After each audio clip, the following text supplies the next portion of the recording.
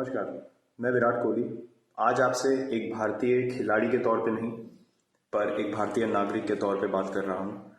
जो कुछ मैंने पिछले कुछ दिनों में देखा, लोगों की भीड़, सड़कों पे झुंड में घूमते लोग, कर्फ्यू का पालन ना करना, लॉकडाउन का पालन ना करना, ये सब देख के मुझे ऐसा लगा कि हम इस लड़ाई को बहुत ही साधारण तरीके से देख रहे हैं और ये लड़ाई उतनी साधारण नहीं है जितनी हम लोगों को दिखती है, हम लोगों को महसूस होती है।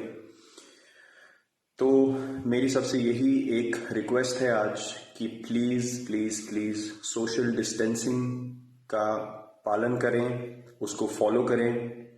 जो भी सरकार ने हमको डायरेक्टिव्स दिए हैं, जो भी चीज़ें करने को दी हैं, उसको प्लीज़ प्लीज़ बहुत ईमानदारी से, पूरी ईमानदारी से फॉलो करें।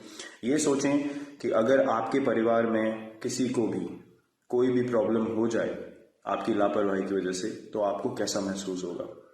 तो प्लीज़, हमारी सरकार, हमारे मेडिकल एक्सपर्ट्स बहुत मेहनत कर रहे हैं इस समय पे इस चीज़ के लिए, और ये चीज़ तभी सक्सेसफुल हो पाएगी जब हम लोग भारतीय नागरिक होके अपनी जिम्मेदारी पूरी निभाएं।